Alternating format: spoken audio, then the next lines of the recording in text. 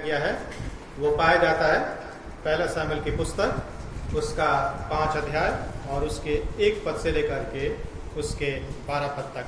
पहला शमूएल की पुस्तक उसका 5वां अध्याय और उसके 1 पद से लेकर के उसके हम 12 पद को पढ़ेंगे। और मैं आप सबसे निवेदन करूंगा कि आप अपने अपने स्थानों पर खड़े हो जाएं परमेश्वर के वचन को आदर और सम्मान देने के लिए। परमेश्वर के वचन में इस प्रकार से लिखा हुआ है, फलस्तियों ने परमेश्वर का संदूक अबनेजर से उठाकर अश्दोद में पहुंचा दिया। फिर फलस्तियों ने परमेश्वर के संदूक को उठाकर दागोन के मंदिर में पहुंचाकर दागोन के पास रख दिया। दूसरे दिन अश्दोदियों ने तड़के उठकर क्या देखा कि दागोन यहोवा के संदूक के सामने औंधे मुंह भूमि पर गिरा पड़ा है। तब उन्होंने दागोन को उठाकर उसी के स्थान पर फिर खड़ा किया। फिर अगले दिन जब वे तड़के उठे तब क्या देखा कि दागोन यहोवा के संदूक के सामने औंधे मुंह भूमि पर गिरा पड़ा है और दागोन का सिर और दोनों हथेलियां डेवड़ी पर कटी हुई पड़ी है। इस प्रकार दागोन का केवल धड़ समूचा रह गया। इस कारण आज के दिन तक भी दागोन के पुजारी और जितने दागोन के मंदिर में जाते हैं वे अश्दोद में दागोन की डेवड़ी पर पांव नहीं रखते।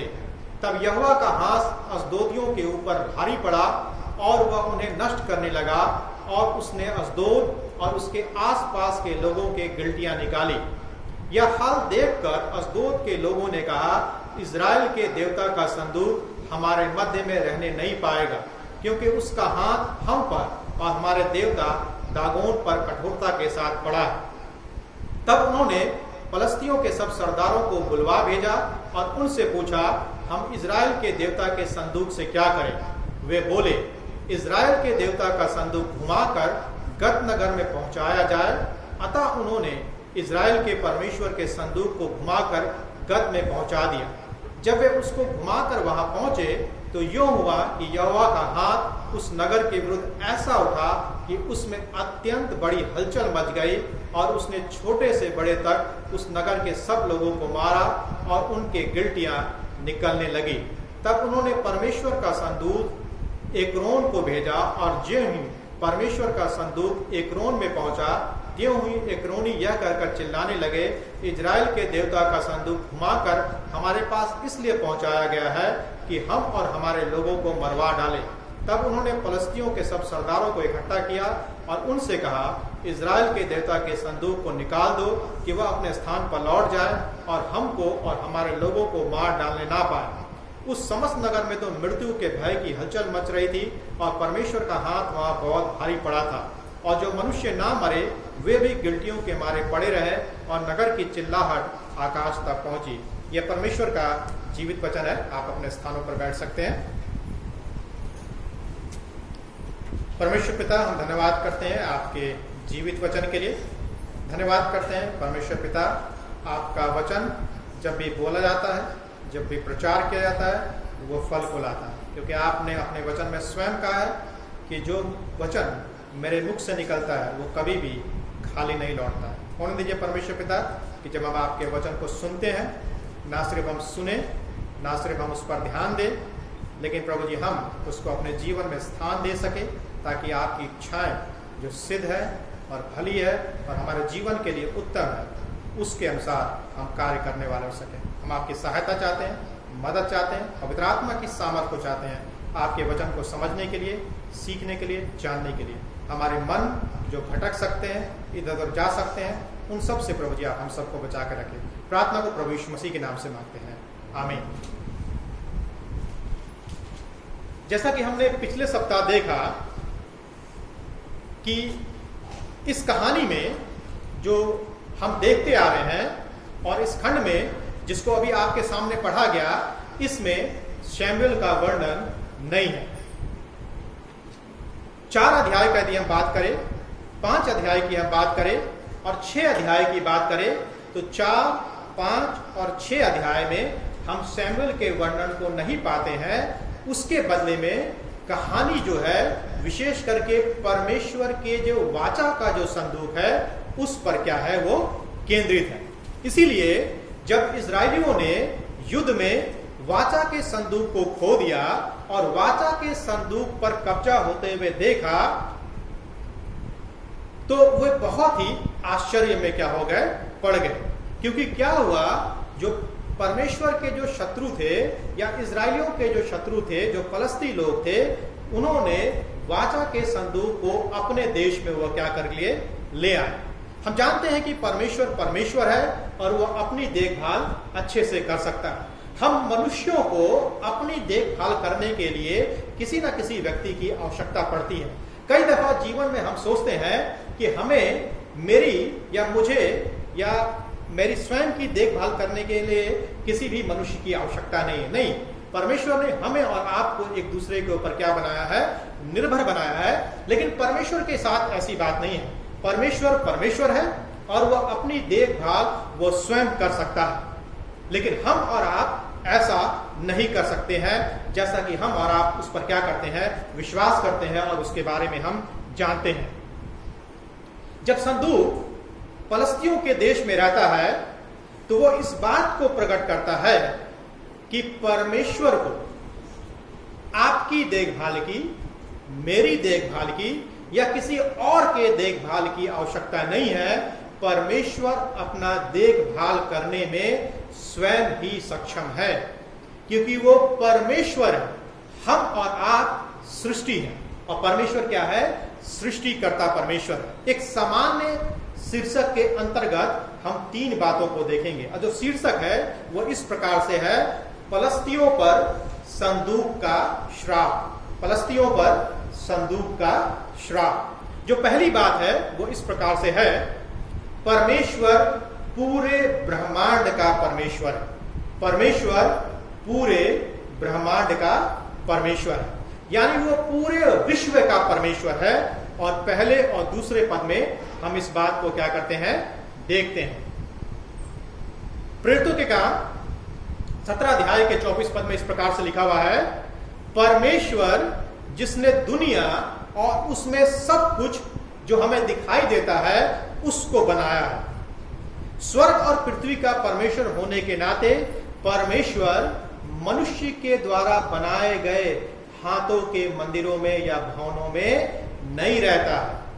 क्योंकि परमेश्वर ने किसको बनाया है, संपूर्ण पृथ्वी को बनाया है, संपूर्ण सृष्टि को बनाया है, संपूर्ण ब्रह्मांड को बनाया है। स्वर्ग और पृथ्वी जो कुछ भी हम देखते हैं सब कुछ परमेश्वर का बनाया गया है। इसीलिए हम परमेश्वर को किसी भवन में सीमित नहीं कर सकते हैं। परमेश्वर ब्रह्मांड का परमेश्वर है, विश्व का परमेश्वर है। और इसके अंतर्गत हम 3 बातों को देखेंगे। पहली बात, इसी में पहले पॉइंट में, परमेश्वर अब भी नियंत्रण में है। परमेश्वर अब भी नियंत्रण में है। जैसा कि हमने पिछले सप्ताह देखा था, जब इजरायलियों ने यह देखा कि परमेश्वर का संदूक छीन लिया गया है, तो परमेश्वर के संदूक के छीन लिए जाने से वो बड़े हैरान हो गए, बड़े परेशान हो गए। एली अपनी कुर्सी पर बैठा हुआ था और कुर्सी से वो पीछे की ओर गिर पड़ा, उसके गर्दन की हड्डी टूट गई और एली क्या हो गया, मर गया। एली के बहू की भी क्या हो गई, मृत्यु हो गई। एली के दोनों पुत्रों को भी क्या हो गई, मृत्यु हो गई।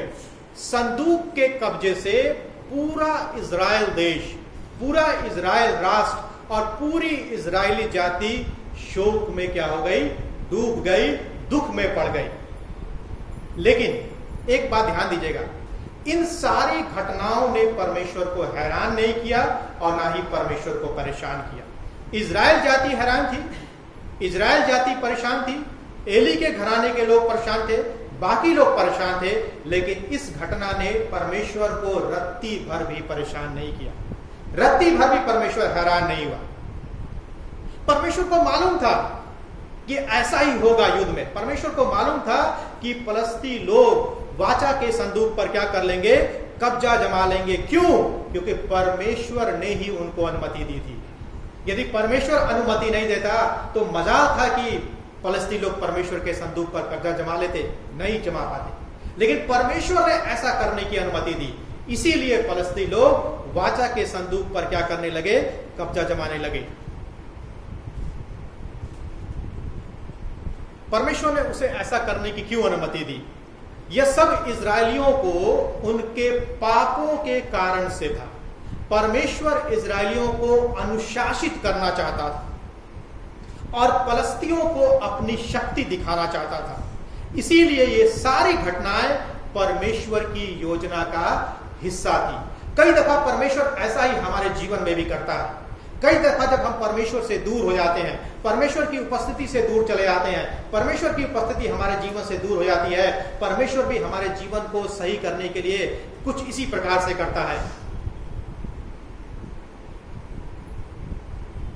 ऐसा लग रहा था कि परमेश्वर के लोग हार गए हैं, परमेश्वर के शत्रु जीत गए हैं, लेकिन बिल्कुल ऐसा नहीं था। जब भी आप अपने जीवन में किसी भी प्रकार के झटके का सामना करते हैं, झटके का मतलब यह है कि यदि आपको कभी करंट लगा होगा तब आप उस झटके को अच्छे से समझ सकते हैं। यदि आपको करंट नहीं लगा है, आप ट्राई मत कीजिएगा, लेकिन आप उस झटके को अच्छे से समझ सकते हैं जिनको करंट लगा हुआ। और कई दफा जीवन में कुछ झटके ऐसे होते हैं जिससे उबरना काफी मुश्किल है। जैसे हम बात करें पिछले साल से जो घटनाएं हमारे देश में, पूरे विश्व में घट रही है इस महामारी को लेकर के, उस झटके से हम अभी भी क्या हो गए, उबर नहीं पाए हैं। हम अक्सर अपने जीवन में किसी न किसी प्रकार के झटके का सामना करते हैं। उस समय हमको याद रखना है, एक महत्वपूर्ण बात को याद रखना है कि परमेश्वर अभी भी नियंत्रण में है। कई दफा क्या, हर के समय लोग इस बात को पूछ रहे हैं, हर दफा परमेश्वर से इस प्रश्न को पूछ रहे हैं कि परमेश्वर ये महामारी कब जाएगी। जब भी हम ऐसा पूछते हैं कि परमेश्वर ये महामारी कब जाएगी, ये महामारी समाप्त हो जानी चाहिए, इसका मतलब है कि आप अपनी इच्छा को परमेश्वर के ऊपर थोप रहे हैं। ये परमेश्वर के हाथ में कि परमेश्वर कब चाहता है, ये परमेश्वर को डिसाइड करना कि ये महामारी कब समाप्त होगी।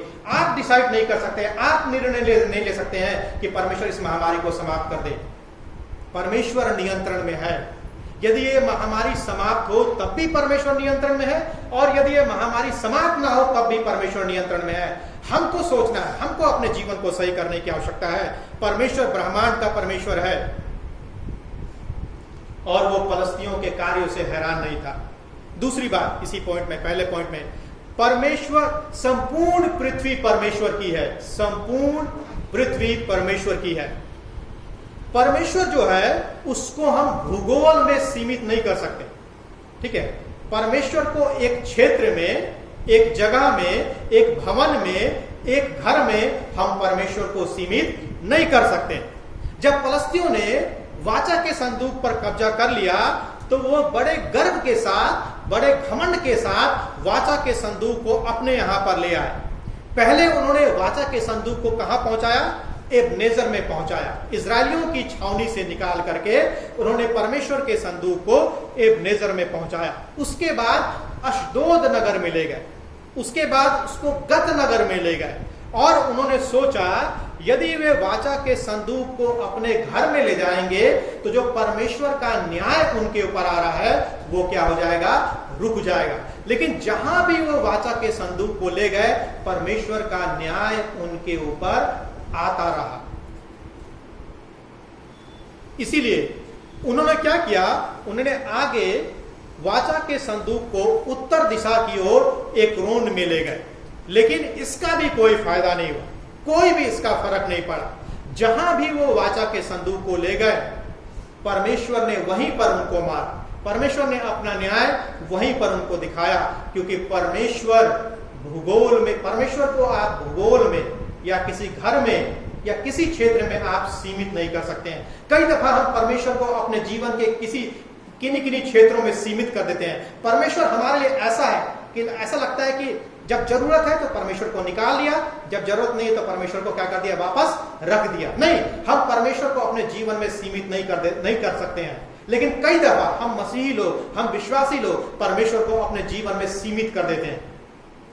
कई लोगों के लिए तो परमेश्वर सिर्फ 3 बार ही दिखाई देता है, ठीक है। ईस्टर के दिन, गुड फ्राइडे के दिन और क्रिसमस के दिन, बाकी दिन परमेश्वर बंद रहता है, ठीक है। ये 3 दिन वो भी दिखाई देते हैं और 3 दिन परमेश्वर भी दिखाई देता है। नहीं, परमेश्वर को आप सीमित नहीं कर सकते। हम और आप सीमित हैं, परमेश्वर असीमित है। लेकिन हम क्या करते हैं? अपने कार्यों के द्वारा से परमेश्वर को सीमित करने का प्रयास करते हैं। तीसरी बात, पहले पॉइंट में, अंतिम बात, कोई भी अन्य ईश्वर परमेश्वर से, यहोवा परमेश्वर से सर्वश्रेष्ठ नहीं है। कोई भी ईश्वर, यहोवा परमेश्वर से सर्वश्रेष्ठ नहीं है।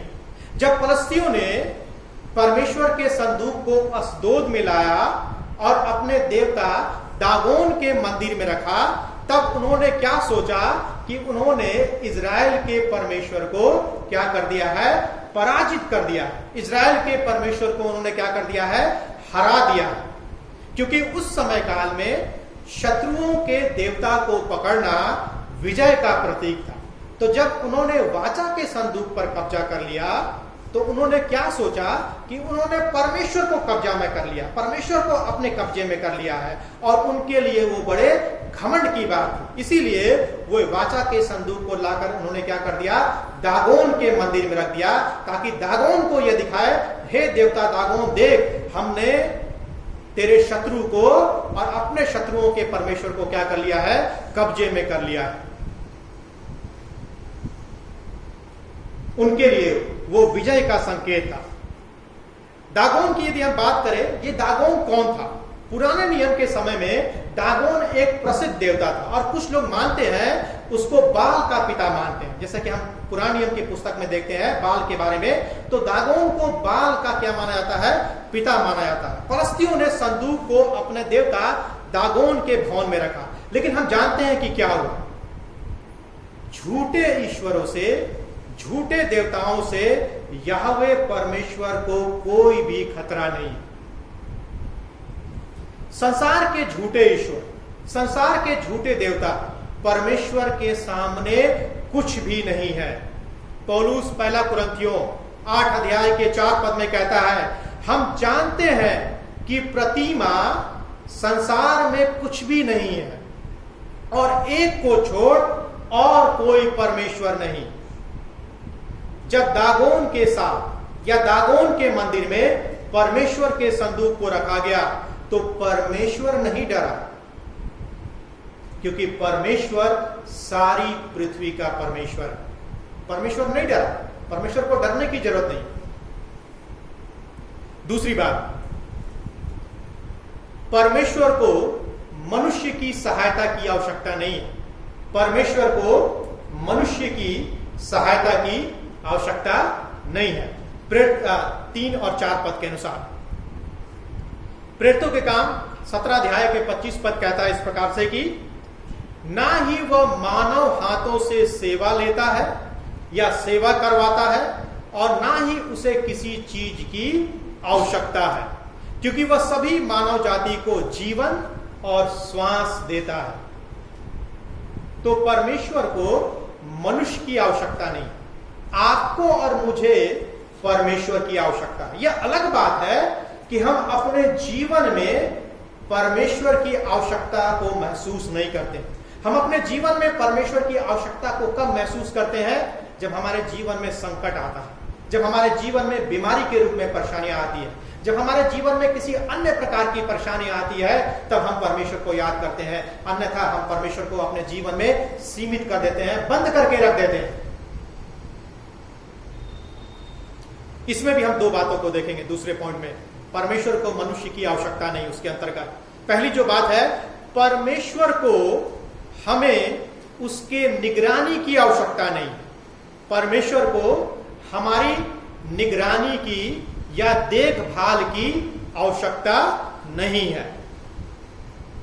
जब हम कहते हैं कि परमेश्वर की सेवा मानव हाथों से नहीं की जाती है, तो सबसे पहले हमारा यह मतलब है कि परमेश्वर को हमारी आवश्यकता नहीं है कि हम परमेश्वर की निगरानी करें, हम परमेश्वर की क्या करें? देखभाल करें। जब संदूक पर कब्जा कर लिया गया, तो इजरायलियों ने क्या सोचा? इजरायलियों ने यह सोचा कि वाचा के संदूक का देखभाल कौन करेगा? अब कौन मंदिर में जाएगा? परमेश्वर को इसकी कुछ भी चिंता नहीं थी। इजरायलियों को चिंता थी, लेकिन परमेश्वर को रत्ती भर भी इसकी चिंता नहीं थी, क्योंकि परमेश्वर वो परमेश्वर है जो हम पर और आप पर क्या रखता है? नजर रखता है। वो हमारे जीवन में श्वास देता है, हमें जीवन देता है, वो हमें सब कुछ क्या करता है? देता है। मानव हाथों से हम परमेश्वर की सेवा नहीं कर सकते हैं। परमेश्वर को हमारे निगरानी की आवश्यकता नहीं है, परमेश्वर को हमारे देखभाल की आवश्यकता नहीं है। दूसरी बात, परमेश्वर किसी पर निर्भर नहीं है, परमेश्वर किसी पर भी निर्भर नहीं है। परमेश्वर को उसकी रक्षा करने के लिए हमारी आवश्यकता नहीं है। पलस्तियों ने परमेश्वर के संदूक को दागोन के मंदिर में रखा और अगले दिन क्या हुआ, यदि आपने ध्यान से पढ़ा होगा, दागोन यहोवा के संदूक के सामने मुंह के बल भूमि पर गिरा पड़ा हुआ था और उसके चेहरे का भाव क्या था? परमेश्वर का संदूक सामने रखा हुआ था और दागोन पूरे मुंह से पूरे पेट के बल भूमि पर गिरा हुआ था और उसका सारा जो मतलब शरीर था, जो भी उसको बनाया गया था, वो सब वाचा के संदूक के सामने था। एक प्रकार से दागोन जब नीचे गिरा हुआ था तो उसका जो पोस्चर था वो एक प्रकार से आराधना का था। यानी ऐसा लग रहा था कि दागोन अपने आप को परमेश्वर के सामने समर्पित कर दिया है और वो परमेश्वर की क्या कर रहा है? आराधना कर रहा है। जबकि पलस्तियों ने परमेश्वर के वाचा के संदूक को कहां रखा था? दागोन के मंदिर में रखा था। लेकिन उनका देवता दागोन स्वयं परमेश्वर के सामने क्या था? गिरा हुआ पड़ा था। दागोन ने इजरायलियों के परमेश्वर के सामने क्या किया? दंडवत किया। उन्होंने दागोन को लेकर उसके स्थान पर फिर से खड़ा कर दिया। जब एक बार दागोन गिरा, उसको उठाया गया और उसको फिर से क्या किया गया? खड़ा किया गया। यह अजीब बात नहीं है, सोचने वाली बात है ना। देवता गिरा पड़ा हुआ है, उसको उठाया जा रहा है और वो फिर से क्या हो जा रहा है? गिर जा रहा है। दूसरे शब्दों में, जो यहोवा परमेश्वर है उसको देखभाल की आवश्यकता नहीं है, उसको निगरानी की आवश्यकता नहीं है। वो अपना ख्याल स्वयं रख सकता है, लेकिन दागोन को नहीं। दागोन पर फर्श पर पड़ा हुआ था, असहाय था, उसको उठाने के लिए किसी को उसकी मदद की जरूरत थी, लेकिन परमेश्वर के साथ ऐसा कुछ भी नहीं था। हमारा परमेश्वर किसी के ऊपर भी निर्भर नहीं है। वो दागोन देवता से पूरी तरह से अलग है। दागोन वो देवता था जिसको स्वयं जीवन में ऊर्जा प्राप्त करने के लिए, जिसको स्वयं जीवन को प्राप्त करने के लिए दूसरों के बलिदान की आवश्यकता पड़ती थी। दूसरे जब बलिदान चढ़ाते थे तब दागोन को ऊर्जा मिलता था, तब दागोन को जीवन मिलता था। लेकिन हमारा परमेश्वर ऐसा परमेश्वर नहीं है। वो तो ऊर्जा का देने वाला परमेश्वर है, जीवन का देने वाला परमेश्वर है। वो ऊर्जा को लेता नहीं है, वो जीवन को लेता नहीं है, लेकिन वो जीवन का देने वाला परमेश्वर है। लेकिन दागोन के साथ ऐसी बात नहीं थी। परमेश्वर की सेवा मानव हाथों से नहीं की जा सकती है और परमेश्वर को हमारी और आपकी रक्षा की आवश्यकता नहीं है। तीसरी और अंतिम बात, 5 से 11 पद के अनुसार, परमेश्वर झूठे ईश्वर या दुनिया की झूठी प्रतिमाओं का न्याय करेगा। परमेश्वर झूठे ईश्वर या दुनिया की झूठी प्रतिमाओं का न्याय करेगा। परमेश्वर ने पलस्तियों को और इजरायलियों को अनुशासित करने के लिए संदूक पर कब्जा करने की क्या करी? अनुमति दी। क्योंकि परमेश्वर पलस्तियों को भी सिखाना चाहता था और इजरायलियों को भी अनुशासित करना चाहता था। इसीलिए परमेश्वर ने संदूक पर कब्जा करने की पलस्तियों को क्या करी? अनुमति प्रदान करी। क्योंकि पलस्ती परमेश्वर के वाचा के संदूक को छू भी नहीं सकते थे। क्योंकि वाचा के संदूक को, जैसा मैंने आपको पिछले दफा बताया था, सिर्फ और सिर्फ याजक लोग ही उठा सकते थे। और यदि परमेश्वर की उपस्थिति वाचा के संदूक में होती तो पलस्ती लोग वाचा के संदूक को उठा नहीं पाते। क्योंकि परमेश्वर ने अपनी उपस्थिति को वाचा के संदूक से उठा लिया था, इसीलिए पलस्ती लोग वाचा के संदूक को उठाने पाए और अपने देश में लाने पाए। लेकिन जब पलस्तियों ने ऐसा किया तब मानो उन्हें लगा कि उन्होंने दागोन के कारण से, अपने देवता के कारण से वाचा के संदूक पर क्या कर लिया है? कब्जा जमा लिया है, उसको अपने अधिकार में कर लिया है। लेकिन उनके लिए दुखदाई बात क्या हुई? उनके लिए पीड़ित बात क्या हुई? परमेश्वर का न्याय उनके ऊपर आ गया। उन्होंने संदूक को दागोन के मंदिर में रखा और ये उनके जीवन की एक सबसे बड़ी गलती थी, सबसे बड़ी गलती थी। कई दफा हम भी अपने जीवन में ऐसे ही करते हैं। हम परमेश्वर को अपने जीवन में रखना चाहते हैं और संसार को भी अपने जीवन में रखना चाहते हैं। दो चीज एक साथ नहीं हो सकती। दो चीजों को आप एक साथ नहीं रख सकते।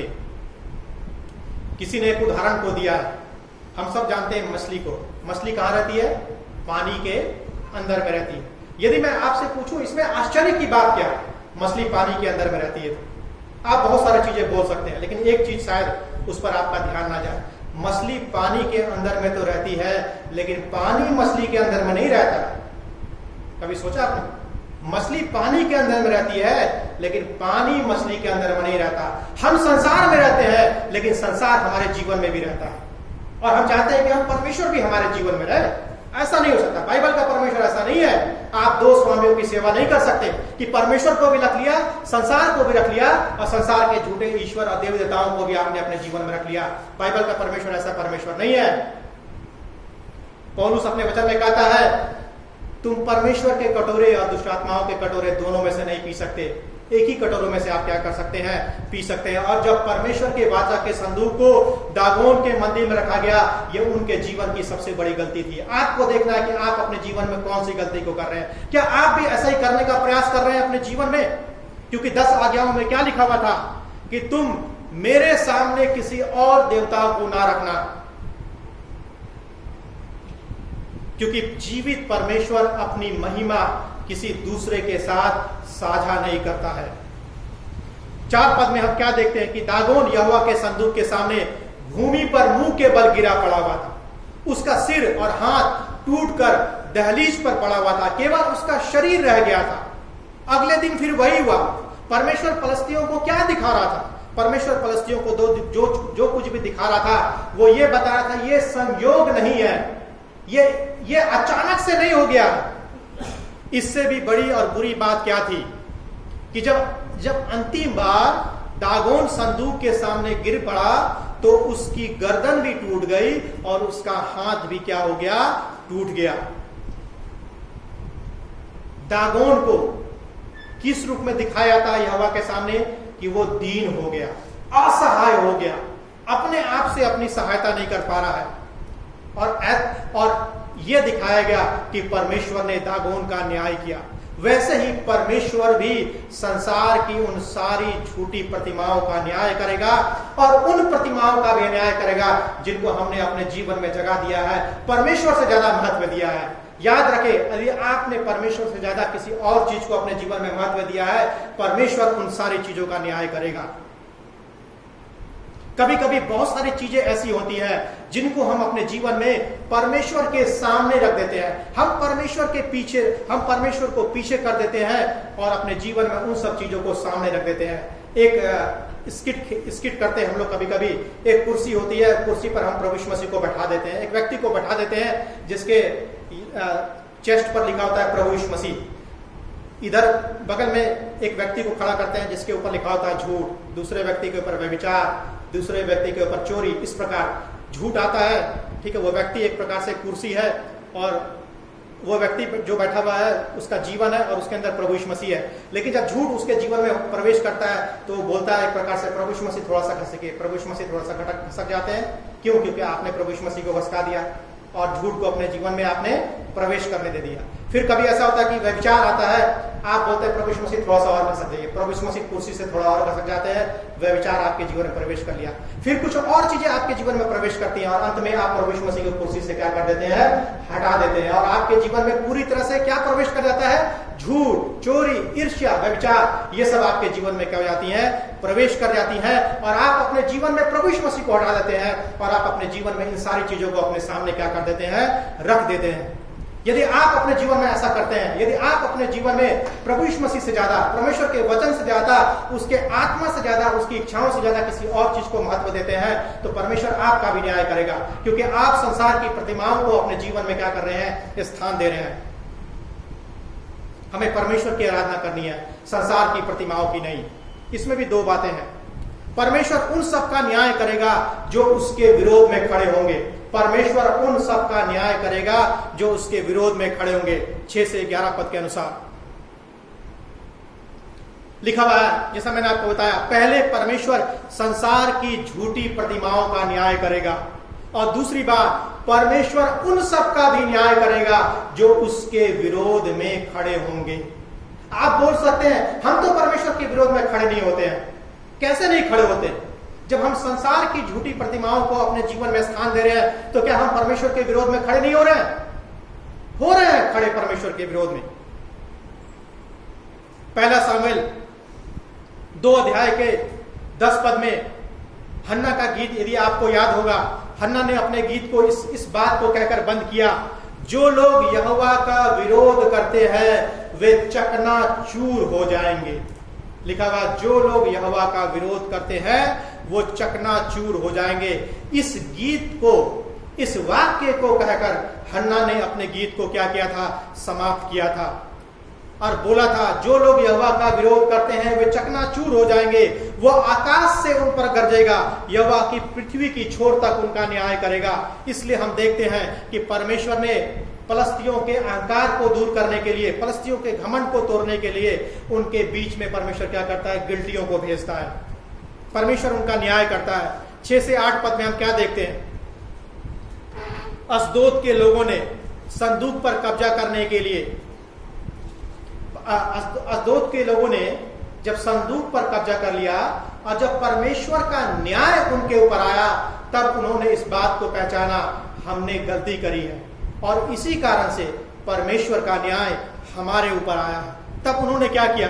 उन्होंने सोचा संदूक को हम एक नगर से दूसरे नगर में पहुंचाएंगे, लेकिन जिस भी नगर में पहुंचाते गए परमेश्वर का न्याय उनके ऊपर आता गया और वे लगातार रूप से परेशान होते गए। 10 से 11 पद को हम देखें तो परमेश्वर का न्याय लगातार रूप से जारी रहा।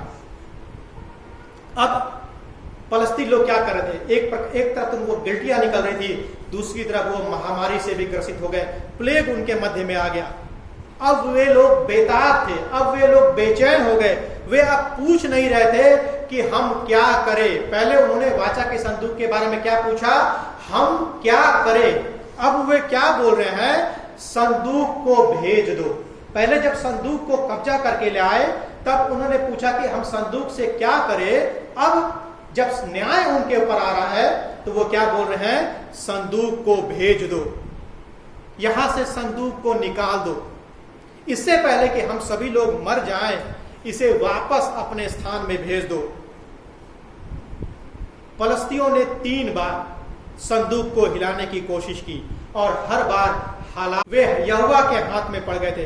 कई दफा हम अपने जीवन में ऐसा सोचते हैं कि यदि संसार की आशीषें, संसार की प्रतिमाएं हमारे जीवन में होंगी, हमारा जीवन बहुत अच्छा होगा। हो सकता है कि आपका जीवन कुछ क्षण के लिए अच्छा हो जाए, कुछ क्षण के लिए आपके जीवन में आनंद आ जाए, लेकिन याद रखें, यदि परमेश्वर आपके जीवन में नहीं है तो आपके हालात बद से बदतर हो जाएंगे। जीवित परमेश्वर के हाथों में पड़ना भयानक बात है। इससे भयानक बात और कुछ भी नहीं हो सकता। परमेश्वर सबका न्याय करेगा जो उसके विरुद्ध में खड़े होते हैं। अंतिम बात, तीसरे पॉइंट में, एक दिन सभी उसे परमेश्वर के रूप में स्वीकार करेंगे। एक दिन उसे सभी परमेश्वर के रूप में स्वीकार करेंगे। 12 पद में, 12 पद बड़ा महत्वपूर्ण पद है। यदि आप ध्यान दें तो लिखा हुआ है, और जो मनुष्य ना मरे वे भी गिल्टियों के मारे कह रहे थे, पड़े रहे, और नगर की चिल्लाहट आकाश तक पहुंची। ये जो शब्द है, नगर की चिल्लाहट आकाश तक पड़ी, ये बड़ा महत्वपूर्ण शब्द है। परमेश्वर के संदूक पर कब्जा कर लिया गया था और दुश्मनों ने परमेश्वर के संदूक को अपने घर में ले आए थे, अपने देश में ले आए थे। फिर क्या हुआ? परमेश्वर ने ऐसा काम किया कि फलस्तियों के मध्य में परमेश्वर ने अपने न्याय को प्रकट किया, अपने दंड को भेजा, और फलस्ती संदूक को एक शहर से दूसरे शहर लेते गए। ये लगभग ऐसा था मानो परमेश्वर विजय प्राप्त कर रहा था। फलस्तियों को क्या लगा कि जब उन्होंने वाचा के संदूक पर कब्जा कर लिया तब उनको लगा कि उन्होंने जय को प्राप्त कर लिया। इजरायलियों को क्या लगा कि वे हार गए, लेकिन परमेश्वर हारा नहीं था, क्योंकि जब एक शहर से दूसरे शहर परमेश्वर का संदूक पहुंचना शुरू हुआ, परमेश्वर हर एक शहर में जय को प्राप्त कर रहा था, क्योंकि हर एक शहर में परमेश्वर का न्याय आ रहा था। इजरायलियों को लगा कि वो हार गए हैं, फलस्तियों को लगा कि वो जय प्राप्त कर लिए हैं, लेकिन ना तो फलस्तियों ने जय को प्राप्त किया था, ना तो इजरायलियों ने हारा था, लेकिन उनको लग रहा था। जबकि परमेश्वर ने क्या किया था? विजय को प्राप्त किया था, क्योंकि जिस भी नगर में परमेश्वर का वाचा का संदूक गया, परमेश्वर ने वहां पर क्या किया? जय को प्राप्त किया। परमेश्वर ने अपने शत्रुओं के ऊपर विजय को प्राप्त किया। और लिखा हुआ है, अंत में सब उसकी श्रेष्ठता को क्या करते हैं? स्वीकार करते हैं। नगर की चिल्लाहट आकाश तक पहुंचने का मतलब है कि उन्होंने परमेश्वर की दुहाई दी, सच्चे परमेश्वर की दुहाई दी। इसीलिए मैं आपको बताने की कोशिश कर रहा हूं कि अंत में उनकी जो पुकार थी वो सच्ची पुकार थी। सर्वश्रेष्ठ परमेश्वर को उन्होंने क्या क्या पुकारा। और 12 पद हमें बताता है, उनका रोना स्वर्ग तक पहुंचा। और एक दिन इस संसार में ऐसा ही होगा जब सब लोग यीशु मसीह को प्रभु के रूप में स्वीकार करेंगे। फिलिपियों 2 अध्याय का 10 और 11 पद के अनुसार एक दिन ऐसा आएगा कि सब लोग प्रभु यीशु मसीह को परमेश्वर के रूप में स्वीकार करेंगे। लेकिन याद रखिएगा, परमेश्वर के रूप में स्वीकार करने का यह मतलब नहीं है कि उसको उद्धारकर्ता के रूप में स्वीकार करें। उद्धारकर्ता की बात नहीं हो रही है। स्वीकार करेंगे, मानेंगे कि वो प्रभु है, लेकिन उद्धार को प्राप्त नहीं करेंगे। कुछ ही लोग हैं जो उद्धार को प्राप्त करेंगे। हाँ, ये इस बात पर जरूर विश्वास करेंगे कि एकमात्र सच्चा और जीवित परमेश्वर सिर्फ और सिर्फ प्रभु यीशु मसीह है, क्योंकि स्वर्ग के नीचे और पृथ्वी के नीचे हमें और आपको कोई दूसरा नाम नहीं दिया गया है। अंत में हम इस खंड से क्या सीखते हैं? इस कहानी से, इस घटना से हम क्या सीखते हैं? बहुत सारे प्रश्न हैं जो मैं आपके सामने करना चाहता हूं। आज हमारे और आपके जीवन में कौन कौन सी प्रतिमाएं हैं? आज हमारे और आपके जीवन में कौन कौन सी प्रतिमाएं हैं जिनको हमने अपने जीवन में यीशु मसीह के सामने रखा है? और यदि हमने प्रभु यीशु मसीह पर विश्वास कर लिया है, प्रभु यीशु मसीह को ग्रहण कर लिया है, तो क्या उसके बावजूद भी हम अपने जीवन में समय समय पर उन प्रतिमाओं को फिर से स्थापित करने का प्रयास करते हैं? क्या प्रभु यीशु मसीह को स्वीकार करने के बाद भी आपके जीवन में कोई प्रतिमा है? आपके जीवन में कोई ऐसी बात है जिसको आपने प्रभु यीशु मसीह से ज्यादा अपने जीवन में महत्व दिया है? प्रभु यीशु मसीह के सामने उसको क्या कर दिया? आपने खड़ा कर दिया है। वो क्या है? वो आपको और मुझे अपने अपने जीवन में देखने की आवश्यकता है, झांकने की आवश्यकता है। हम में से ऐसा कोई नहीं है जो इस बात को बोल सके कि मेरे जीवन में कोई प्रतिमा नहीं है। ऐसा हो ही नहीं सकता। कोई ना कोई प्रतिमा हमने अपने जीवन में अवश्य रखी है।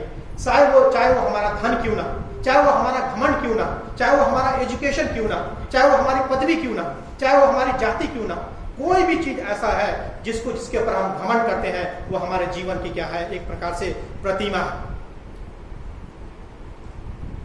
और इन सारी प्रतिमाओं को नष्ट करने के लिए प्रभु यीशु मसीह इस दुनिया में आया था। उन प्रतिमाओं को जिनको आपने अपने जीवन में स्थापित किया है, नष्ट करने के लिए परमेश्वर से प्रार्थना करें, ताकि आपके जीवन में यीशु मसीह एकमात्र परमेश्वर बन सके जो सच्चा और जीवित परमेश्वर है। आमीन। परमेश्वर पिता, धन्यवाद देते हैं आपका इस समय के लिए। धन्यवाद करते हैं परमेश्वर पिता कि आप महान परमेश्वर, पूरे ब्रह्मांड के परमेश्वर, सच्चे और जीवित परमेश्वर। आपको हमारी देखभाल की आवश्यकता नहीं, आपको निगरानी की आवश्यकता नहीं। आप वो परमेश्वर है जो जीवित परमेश्वर है, सर्वशक्तिमान परमेश्वर है। स्वर्ग आपका सिंहासन है, पृथ्वी आपके चरणों की चौकी है। आपसे पहले ना तो कोई ईश्वर था, ना कोई है और ना कोई हो सकता है। हम धन्यवाद करते हैं कि आपने अपने आप को हम पर प्रकट किया। होने दे परमेश्वर पिता, यदि हमारे जीवन में ऐसी कोई प्रतिमा है, ऐसी कोई बात है जिसको हम अपने जीवन में ज्यादा महत्व देते हैं, उन सब प्रतिमाओं को, उन सब बातों को अपने जीवन से दूर कर सके, और एक ऐसे जीवन को जी सके जो आपको ग्रहण योग्य हो, आपके नाम को महिमा मिल सके। होने दे परमेश्वर पिता, हम अपने जीवन की उन प्रतिमाओं को आपकी सामर्थ से, आपके वचन से, आपकी आत्मा की सामर्थ से दूर करने वाले हो सके, ताकि आपको हमारे जीवन में स्थान मिल सके, प्रथम स्थान मिल सके, आप हमारे जीवन में आदर और महिमा को प्राप्त करने वाले हो सके। धन्यवाद करते हुए इस प्रार्थना को प्रभु यीशु मसीह के नाम से मांगते हैं।